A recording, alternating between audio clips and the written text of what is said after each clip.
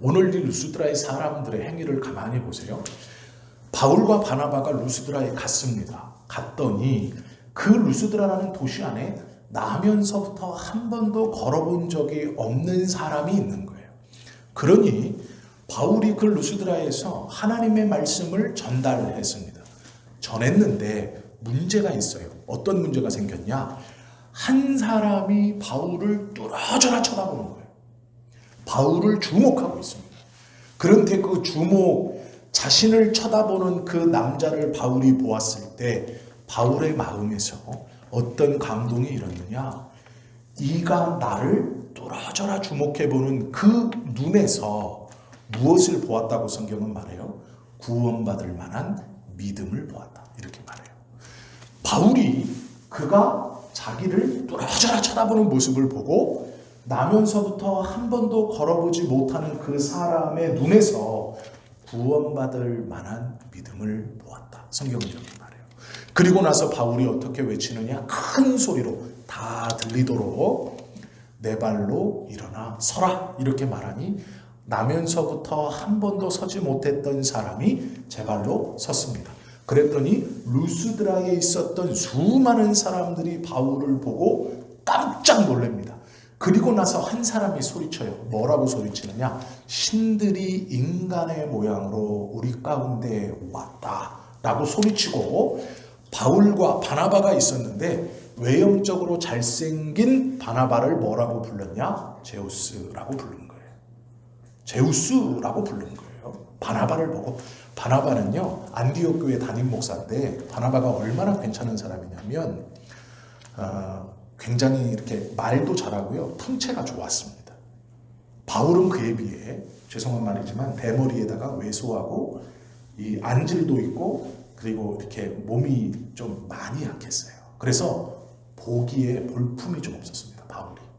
그러니 풍채가 좋고 볼품이 있는 바나바 보고 제우스다라고 말했고, 요 바울 보고는 제우스 신의 전령신, 즉 요 전령신은 행운의 신이면서 이 제우스의 말을 대변하는 신입니다. 쉬운 말로 하면 바나바를 바울보다 더 높은 신으로, 똑같은 신이지만 더 높은 신으로 추앙해 준 거예요. 그 얘기를 듣고 나서 제우스 신전에서 난리가 났습니다. 제우스가 우리 가운데 현신했다 라고 인간의 몸을 입고, 제우스가 어느 도시에 왔냐? 루스드라. 제우스를 섬기고 있는 곳에 나타났다 이렇게 믿는 거예요. 우리가 아는 것처럼 그리스 로마 신화를 보면요, 제우스는 모양을 바꿀 수 있습니다. 때로는 소의 모습으로 나타나서 인간 여인을 유혹하기도 하고, 때로는 노인으로도 나타나고 젊은 남자로도 나타나고 사냥꾼으로 나타나고 이렇게 사람의 모습으로 나타납니다. 그래서 인간들과 대화하기도 하고 나라를 세워주기도 하고 멸망시키기도 하고 해요. 이 믿음이 있었던 루스드라의 제우스 신전에서 제사장들이 송아지를 끌고 오면서 제우스가 인간의 모습으로 자신의 성전이 있는, 제우스 성전이 있는 루스드라에 방문했다 하고 축제를 열려고 합니다. 제사 지내려고 한다는 얘기는 축제를 연다는 거예요. 그 도시의 사람들, 제우스 신앙에 빠져있는 이들에게 이 축제가 열리기 직전입니다. 루스드라의 모든 사람들은요, 바울과 바나바를 보고 제우스와 제우스의 말을 전하는 신이다 이렇게 말을 했어요. 이것이 본문의 이야기입니다. 앞에 배경의 이야기예요. 그러면 바울이 이렇게 주목받고 걷지 못하는 자를 걷게 하면서 루스드라에 있는 모든 백성들이 바울과 바나바를 보고 뭐라고 말하냐? 제우스와 헤르메스라고 말해요. 그리고 나서 이 바울과 바나바를 경배하려고 했다는 것은 바울과 바나바의 위치가 지금 어디까지 올라간 거예요? 신들까지 올라간 거잖아요. 그 도시에서 모든 사람이 믿고 있었던 신, 지금 이 살아있는 사람에게 경배하려고 했어요. 그랬더니 바울이 앞으로 나서서 뭐라고 그러냐? 우리가 너희에게 복음이라는 것을 가르친 것은 와가지고 내가 루스드라에 들어와서 지금까지 말했던 것이 뭐냐면, 지금처럼 인간을 이렇게 숭배하는 이 행위를 하지 말라고 가르친 것이다. 이렇게 말해요. 그러니까 루스드라에 있는 제우스의 신당에서 나온 제사장들이 있는 곳에서 지금 이들이 믿고 있고 이들이 하는 행위를 지금 뭐라고 그래요? 쓸데없는 짓이다 이렇게 말하는 거예요. 너희들이 우리를 경배하는 것은 쓸데없는 짓이다. 그거 하지 말라고 내가 왔다. 그러면 이들의 입장에서는 어떻게 될까요? 자, 제가 제우스 신당의 제사장입니다. 신당 안에 있는데, 신전 안에 있는데 어떤 말이 들리는 거예요. 사람들이 와서 막 얘기해 주는 거예요. 제우스 신이 현신했습니다. 그게 무슨 말이냐? 누군가 왔는데 이 사람이 한 번도 걸어본 적이 없는 자를 말로 걷게 했습니다. 제우스 신이 인간의 모습으로 온 겁니다. 그러니 이 제사장이 무슨 생각을 했을까요? 제우스가 강림했어요. 자기가 믿는 신입니다. 그러면 이걸 통해 어떤 일이 벌어지는 거예요? 제우스가 분명히 있고 신으로 인간으로 왔고 그러면 이제 자기는 어떻게 돼요? 자기가 믿고 있었던 신이 직접 왔으니 이 제우스의 신전은 이제 어떻게 돼요? 난리가 나는 거죠. 이제 부흥하는 일밖에 없어요. 왔잖아요. 그렇게 말했던 그 제우스가 자신들이 백성들에게 가르쳤던 온 도시가 믿었던 이제 더 공고해지는 거예요. 더 확실해지는 거예요. 그러니 부랴부랴 소를 끌고 화환을 들고 왔어요. 제우스가 왔다는 것을 사람들에게 공표하고 이 사람을 높이면서 성전으로 데리고 가서 거기서 이제 이 사람이 제우스 잘 믿어라 하면 끝나는 거예요.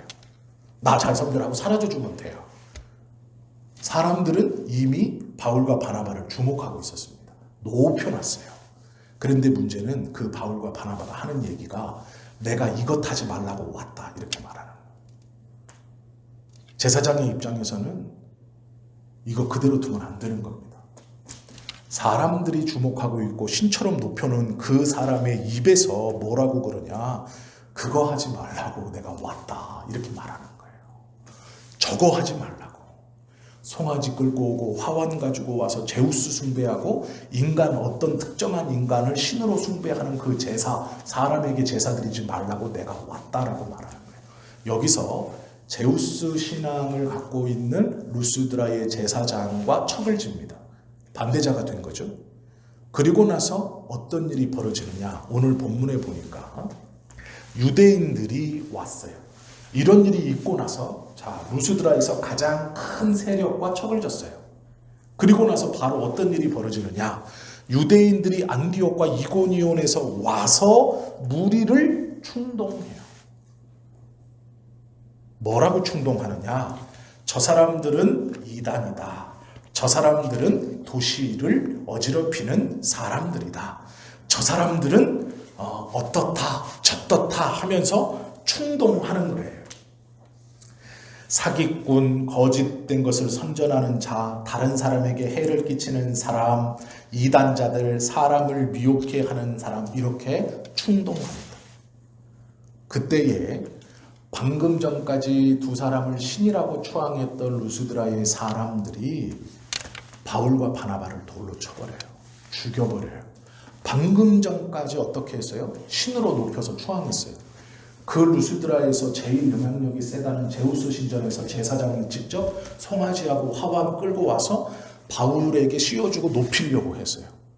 그런데 제사장하고 제우스의 제사장하고 척을 진 그 순간 본문대로라면 안디옥과 이고니온에서 유대인들이 와서 무리 그 루스드라의 사람들을 충동합니다. 이들이 이단자이고 미혹해 하는 자이고 사기꾼이고 속이는 자이고 도시를 불량케 한다. 그러면 누가 그 편을 들었을까요? 처음 왔던 유일신 사상을 모르는 유대인들이 와서 바울을 공격합니다. 누가 편 들었을까요? 제우스 신의 제사장. 그 루스드라 도시에서 제일 영향력이 막강한 이 사람. 그 사람이 요 안디옥에서 온 이 유대인의 이고니온에서 온 유대인들의 편을 든 것이죠. 그리고 이들의 유대인들의 충동과 요 제우스 신을 섬기는 제사장의 허락으로 루스드라의 사람들이 돌을 던져 이들을 죽여버립니다. 방금 전까지 신으로 추앙했는데 돌에 맞아 죽어요. 돌에 맞아 죽은 것이 확실하니 어떻게 하냐면 그걸 끌고 성 밖에다 내놓습니다. 성 밖에다 바울과 바나바가 끌려가서 죽은 것처럼 돌 맞았으니까 피 푹 쓰러지니까 죽었네 버려라. 그러니까 성 밖으로 버립니다. 버렸는데 바울의 제자들, 그럼 바울의 제자들은 누굴까요? 누가를 비롯해 마가, 이 전도 여행에 같이 있었던 이 사람들과 복음을 접하고 바울을 쫓아왔던 사람들이 바나바와 바울의 시체를 둘러서서 있는 거예요. 그랬더니 하루가 지났습니다. 바울과 바나바가 죽은 줄 알았는데 일어납니다. 그리고 다시 어디로 가느냐? 성으로 들어가요. 루스드라의 성으로 다시 들어갑니다. 그리고 나서 복음을 전하는 거예요. 그런데 참 재밌는 게 있어요. 바울이 우리가 이제 한번 보신 적이 있었는데요. 고린도 후서 12장 15절 말씀에 보면 바울이 고린도의 성도들에게 이런 말을 해요. 내가 3층 천에 올라가서 낙원을 보고 왔다라고 말한 적이 있어요. 즉 바울이 내가 낙원을 보고 온 적이 있는데 거기가 3000층 낙원이었다 이런 말을 한 적이 있어요. 그런데 요 말할 때가 요 때예요. 요 때. 사도행전 14장 15절에 기록되어져 있는 14년 전에 내가 3층 천의 낙원을 보고 왔다라고 했을 때가 요 루스드라에서 돌 맞고 하루 이렇게 누워있을 때 죽은 줄 알고. 이해가 되세요? 내가 루스드라에서 돌 맞았어요. 그리고 성 밖에 버려져 하루 있었는데 바울이 요 하루 동안 무슨 일이 있었다고 얘기하냐면 사도행전 14장에서 내가 14년 전에 3층 천으로 구성된 낙원을 보고 왔다. 그게 요 루스드라에서 돌 맞고 쓰러졌던 하루입니다. 그때 벌어졌던 거예요. 제가 이걸 말씀드리는 이유가 있어요. 먼저 생각해 볼 게 이겁니다. 환영했던 사람들이 하루아침에 핍박자가 되어 돌을 던져 자기를 죽입니다.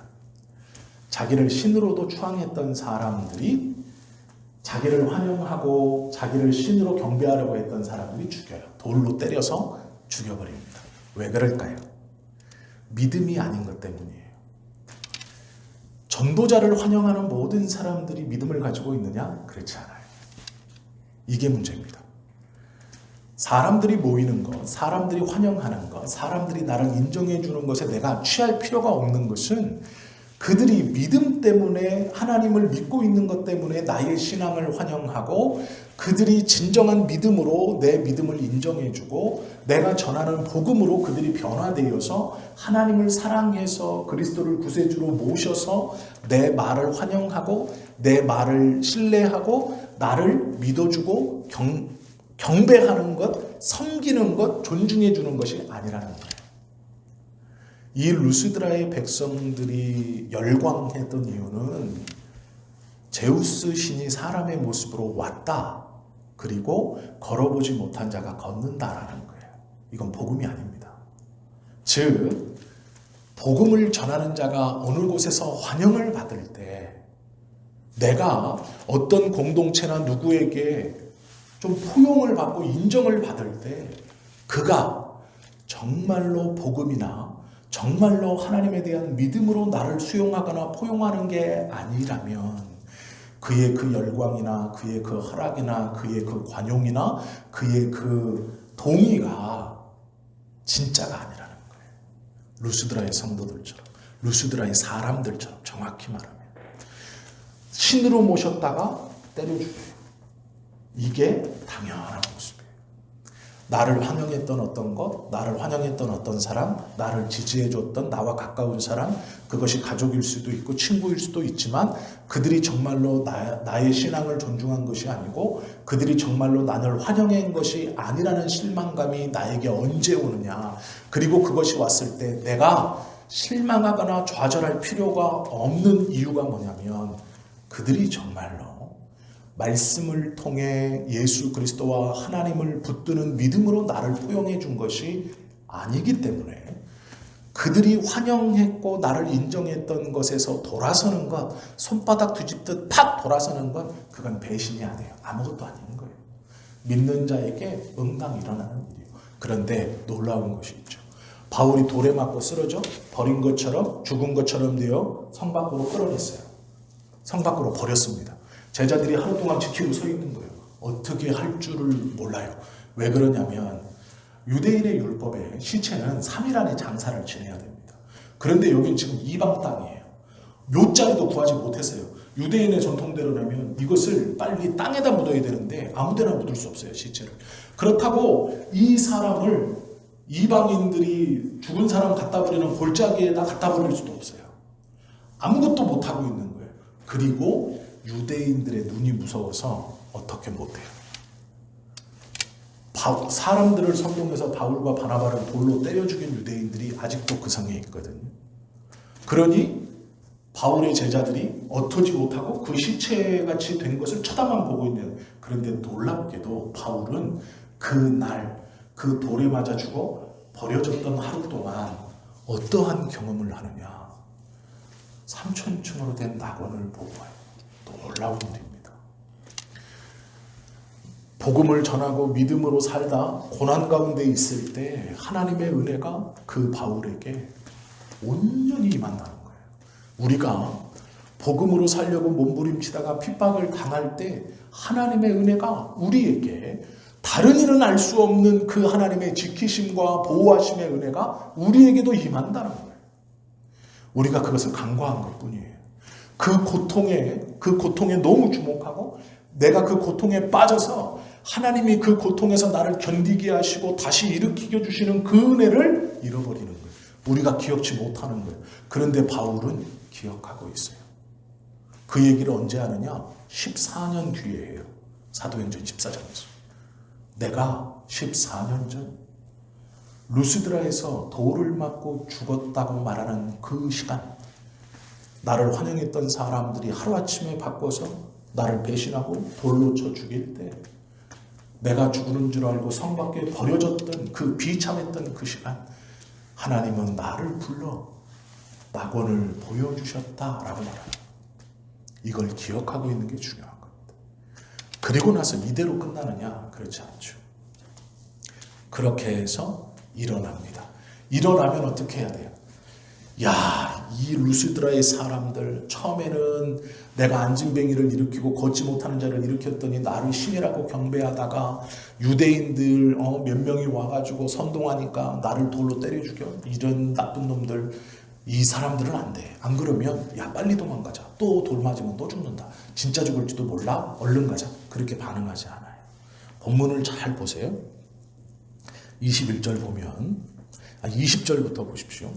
제자들이 둘러섰을 때에 바울이 일어나 그 성에 들어갔다가 다시 들어가요. 그 성에. 자기를 돌로 쳐서 밖에 내버린 루스드라의 성에 다시 들어가요. 그런데 한 번만 들어가느냐? 그렇잖아요. 들어갔다가 이튿날 바나바와 함께 더베로 가서 복음을 그 성에서 전하여 더베라는 성으로 가요. 그래서 그곳에서 복음을 전해 많은 사람들을 제자로 삼아요. 루스드라와, 자 여기서 또 나와요. 루스드라로 또 들어가요. 그리고 자기를 핍박하러 왔던 유대인들이 왔던 그 성 이고니온과 안디옥으로 돌아가서 루스드라에 들어가고 이고니온과 안디옥, 더베, 즉 자기를 돌로 때려 죽였던 루스드라에서 하루를 보내고 데베로 가서 복음을 전하고 제자를 삼고 또 루스드라로 가고 자기를 죽이러 왔던 유대인들이 있었던 안디옥으로 가고 또 이고니온으로 가서 제자들의 마음을 굳게 하여 이 믿음에 머물러 있으라 권하고 또 우리가 하나님의 나라에 들어가려면 많은 환난을 겪어야 할 것이라 가르쳐요. 그리고 나서 각 교회에서 장로들을 택하여 금식하며 그들이 믿는 주께 그들을 위탁하고 어디로 가느냐? 복음의 불모지인 비시디아 가운데로 지나서 밤빌리아에 이르러 말씀을 버가에서 전하고 아탈리아까지 내려가서 거기서 배 타고 안디옥에 이르니 이곳은 두 사도가 이룬 그 일을 위하여 전에 하나님의 은혜에 부탁하던 곳이라. 안디옥으로 다시 돌아가요. 바울이 일어났습니다. 그리고 나서요, 얼른 안디옥으로 간 게 아니에요. 다시 그 마을에 들어갑니다. 바나바와 함께. 그리고 그 마을에서 가까운 데베로 가서 복음을 전해요. 돌에 맞아 죽었어요. 이건 이제 시선을 바꿔서 루스드라에서 바울의 말을 듣고 처음에 8장에 있었던 바울의 말을 유심히 들었던 9절, 바울이 말하는 것을 듣거늘 바울이 주목하여 구원받을 만한 믿음이 그에게 있는 것을 보고, 이때 같이 예수 그리스도의 복음에 대한 것을 들었던 루스드라의 소수의 믿음이 이제 생길까 말까 하는 사람들, 이해가 되죠? 이들의 입장에서 돌로 쳐서 죽어 버렸던 선지자가 다시 들어와요. 그러면 이들은 어떨까요? 충격이죠. 이건 충격이죠. 이제 믿음이 생기려고 말려고 하는 이 루스드라의 소수의 그리스도인들이 되려고 하는 이들, 바울이 전했던 복음을 정말 주시하면서 듣고 바울이 행했던 이 일을 통해 이건 제우스가 아니라 바울이 말하는 예수 그리스도의 어떠함이라는 것이 지금 믿음으로 들어갈까 말까 하는 그 예비된 그리스도인이라고 말하면, 그들의 입장에서 자신의 성에서 돌에 맞아 죽었던 그가 다시 들어온다고 생각해 보세요. 자기 성으로 다시 들어와요. 이건 이들에게 있어서는 확실한 겁니다. 자신들이 들었던 복음에 대한 확신성이에요. 자기를 때려 죽였던 곳으로 간다는 건 바울의 고집이 아니에요. 그곳에 있는 소수의 그리스도인들, 그리스도인이 되려고 하는 그들에게 확신을 주는 행위예요. 다시 나를 죽였던 곳으로 가는 것은 그래서 중요한 거예요. 그래서 그 마을에서 그 도시에 들어가서 하루를 유하는 게 그래서 중요한 거예요. 죽었던 바울이 살아났다. 온 성이 요동했을 거예요. 그런데 그가 도망간 게 아니라 다시 들어왔어요. 바나바와 그 도시에. 그러면 처음 바울의 말을 들어 예비 그리스도인들 되고 싶어 이거 했던 소수의 사람들에게 확신을 주는 행위예요. 이것은 바울이 그들로 믿음을 갖게 한 후 데베로 가고 루스드라에 다시 또 들려서 복음을 또 전해요. 그러면 루스드라에 있는 성도들에게 이것은 어떤 행위예요? 믿음을 굳히는 행위죠. 복음이라는 게 뭐길래 저 복음의 사람은 걷지 못하는 자를 일으키는 능력을 가지고 있고, 돌에 맞아 죽었는데 도망가지 않고 다시 들어오고, 그리고 또 얼마 후에 데베로 가서 많은 이들을 예수님 앞에 돌아오는 그 복음을 전하고 다시 또 돌아와요. 루스드라로. 거기서 또 복음을 전하죠. 자기를 때려 죽인 도시, 제우스 신에 꽉 잡혀있는 도시에서 또 복음을 전해요. 그리고 그것뿐만이 아니에요.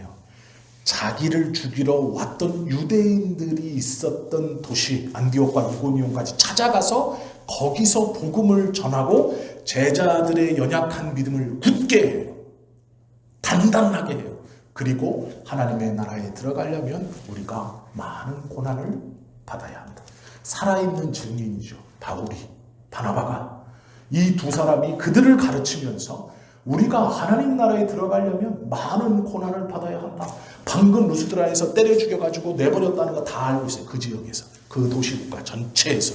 그런데 그 바울이 다시 살아서 돌아다니면서 전하는 거예요. 복음을. 그리고 자기를 죽이려고 했던 유대인들이 왔던 그곳에서 또 복음을 전하면서 제자들의 마음을 단단하게 해요. 그것뿐만 아니라 각 장로들을 세워 금식시키고 그들을 또 하나님 앞에 의탁해요. 하나님 이들을 붙들어 주십시오. 그리고 자기들은 안디옥으로 돌아가서 선교 보고를 하는 거예요. 요 믿음의 사람이라는 바울의 이 행동을 보면 죽었다 살아난 게 중요한 게 아니에요. 고통 가운데 하나님께서 이에게 3,000층을 보여주시는 놀라운 경험을 하게 하시고, 외적으로는 주는 것 같으나 내적으로는 정말 하나님의 은혜를 충만히 받아 그가 일어났을 때 자기가 무엇을 해야 하는지를 분명히 알고 루스드라에 다시 들어가고 데베로 가고 이고니오와 안디옥 또 들어가서 복음을 전하고, 거기에서 제자들의 마음을 단단 믿음을 굳건케 한 후에 장로들을 세워 기도하며 하나님 앞에 그들을 의탁하고 안디옥으로 돌아가는 거예요. 그리고 또 선교 갈 것을 준비하는 것이죠. 이 삶에서 믿는 자가 어떻게 살아야 하는가, 우리가 믿고 있다는 믿음이 어느 정도의 수준에 올라가야 하는가를 볼 수 있죠. 나를 핍박하는 사람들이 돌아서는 것, 그거 아무것도 아니에요. 우리에게는 그냥 그럴 수 있어요. 그가 정말로 말씀으로 변한 것이 아닌 이상 지금 그가 나에게 웃어주고 나를 인정하는 것, 나에게 허락한 것 같은 것, 나를 수용하는 것 같은 것 거짓일 수 있어요. 어느 순간 어떻게 바뀌어도 아무렇지 않은 거예요. 그럴 수 있어요. 죽음과 같은 핍박이 올 때 하나님은 우리에게 다시 일으켜주시고, 바울에게 3,000층을 경험케 하셨던 낙원을 보았다라고 말하는 그 말처럼 우리에게 더 큰 은혜를 주셔서 다시 일어나게 하세요. 그런데 그 뒤가 중요해요. 그러면 하나님이 살려줬으니 얼른 도망가야지. 아니에요. 다시 배반했던 그 도시로, 다시 자기를 죽였던 그 도시로 들어가는 거예요. 들어가서 다른 걸 하느냐? 똑같은 것을 전해요. 예수가 그리스도이심을 전하는 거죠. 그리고 그것뿐 아니에요. 복음을 듣지 못했던 다른 도시로 가서 그 도시에서도 동일한 복음을 전하는 거예요. 이게 믿는 자의 삶이고 성경에서 말하는 구원받는 믿음이에요. 우리가 나를 지지해줬던 어떤 사람이 지금 나를 비방하고, 왜 비방하죠 하나님? 내 마음을 왜 이렇게 아프게 하죠? 나를 인정하고 순응하고 나와 함께 기도해주는 사람인 줄 알았는데, 저가 나를 환영하고 나를 이해해줬던 사람인데 왜 나를 이렇게 밀어내고, 왜 나를 대적하고 핍박하는 것 같고, 왜 지금 상황이 나를 환영했던, 나에게 인정해줬던 이 사람들이 나를 배신해서 손가락질하고 정말로 나를 인격적으로 죽이는 것 같고 생활적으로도 이렇게 누르죠? 라고 하나님 앞에 원망하는 그 순간이 올 수도 있어요. 아니면 경험해 보셨을 수도 있어요. 그런데요, 그게 중요한 게 아니라는 거예요. 하나님께서 그 삶에서 우리에게 말할 수 없는 은혜로 다시 일어나게 해주신 하나님이시고, 그 경험으로 아직도 그 일 속에서도 살아남아 있다면 그 일이 나에게 닥치지 않도록 기도하고, 이제는 그런 일이 나에게 일어나지 않도록, 이제는 그 아픔이, 그 스트레스가, 그 어려움이, 그 죽음과 같은 상황이 나에게 일어나지 않도록 하나님 도와주십시오 하는 게 아니고, 여전히 나에게 베풀어 주신 은혜가 있으니 여전히 하나님께서 원하시는 믿음의 삶을 사는 거예요. 나를 반대했던, 나를 배반했던, 나에게 어떻게 했던 그를 위해 기도하고 그를 만나고, 다시 그전에는 네가 나의 겉모습, 나의 조건, 나의 어떠한 환경적인 것을 보고 나를 인정하고 나를 환영했다면, 이제는 내가 그에게 온전한 그리스도의 복음으로 그를 변화시키는 것, 내가 원래 했어야 하는 것, 그것을 그대로 하는 것이죠. 그리고 거기뿐만 아니라 나를 반대했던 곳에 가 그들에게도 하나님의 말씀을 여전히 전하는 거예요. 복음의 생전 처음 들어가는 아탈리아, 밤빌리아에서도 복음을 전하는 거예요. 그것이 하나님이 원하는 믿는 자의 삶입니다. 아픔이 올 때 왜 나에게 이런 배반감을 느끼게 하십니까 하나님? 어찌하여 나를 이 상황 가운데 밀어넣어서 이렇게 고통을 주십니까 하는 게 아니에요. 그곳에서 분명히 일어나게 하실 것이고, 분명히 견디게 하실 것이고, 이기게 하실 거예요. 여전히 우리가 그 은혜를 안다면, 그 하나님을 믿는다면 여전히 그렇게 살아가야 하는 거예요. 이것이 하나님이 기뻐하시는 믿는 자의 삶이고 믿음이에요. 우리가 반쪽짜리 믿음을 갖고 있으면 자꾸 하나님한테 원망합니다. 남과 비교해서, 옛날과 비교해서 나는 하나님 지금 내 꼴이 아니에요. 그렇지 않아요. 어쩌면 버티게 하시는 것은 죽음 가운데 일어난 것과 같아요. 그 모든 것을 견디어서 지금 살아있게 하신 이유, 정말로 죽을 것 같은 시간을 버텨서 일으켜 세워주신 이유는 야, 다 잊고 그냥 멀리 루스드라에서 멀리 떨어져서 여기서 너 잘 먹고 잘 살아라 이런 게 아니에요. 그걸 직면하는 거예요. 피하지 않는 거예요. 그 실망스러운 환경, 그 실망스러운 사람, 그 실망스러운 일, 그것이 하나님께서 나에게 주신 은혜, 나에게 허락해 주신 복음을 꺾을 수 없다는 것, 내 믿음을 꺾을 수 없다는 것. 여전히 나는 하나님 앞에 은혜를 구하고 하나님께서 원하시는 모습으로 살기를 기도하며 힘쓰는 것, 원망하지 않고 불평하지 않고 그것에 대해서 외면하지 않고 살아가는 것이 믿는 자의 삶입니다. 그것이 바울이 믿음을 갖고 있다라는 바울이 보여준 바울이라고 하는 사람의 믿음의 모습이에요. 하나님께서 그 모습을 보실 때 얼마나 기뻐하셨을까요? 이러한 믿음이 우리에게 있어야죠. 27절과 28절에 보시면 그들이 이르러 교회를 모아 하나님이 함께 행하신 모든 일과 자기가 루스드라에서 경험했던 모든 일을 그들에게 다 말했어요. 이방인들에게 믿음의 문을 여신 것을 보고하고 자신이 출발했던 선교 여행을 갈 겁니다. 전도 여행을 갈 겁니다. 헌금을 모아서 후원해 주시니 감사합니다. 기도해 주십시오 하고 출발했어요. 그리고 이런 일을 겪었네요. 돌아오지 않고 할 것을 다 하고 와요. 그리고 나서 말하는 거죠. 하나님이 나와 이런 일을 하셨어요. 그렇게 말하고 그들에게 다시 얘기해요. 그리고 제자들과 함께 오래 있으니라 이렇게 말해요. 나중에 우리가 주님 앞에 갔을 때 똑같이 할 수 있어야죠. 하나님께서 나의 삶 동안 함께 하셨던 일, 그 어려움과 아픔 속에서 다시 일으켜 주셨던 일, 그리고 바울처럼 내가 여전히 복음을 위해서 믿음을 위해서 하나님 몸부림치고 살았던 일을 바울이 안디옥 교회 성도들에게 보고하듯 우리도 주님 앞에 똑같이 보고할 수 있어야죠. 어렵고 힘들었지만 믿음 안에 있었습니다. 내가 몸부림쳤습니다. 주님이 함께 하신 그 일, 원하시는 그 일, 내가 한 걸음 한 걸음 하면서 왔습니다. 해야죠. 주님이 기뻐하신 일이 그것이니 우리가 해야죠. 이것이 믿음이라고 얘기합니다. 바라고 원하기는 이런 믿음을 다 소유하고 그렇게 고백하는 우리 모두가 되실 수 있기를 예수님의 이름으로 축원합니다. 기도드립니다.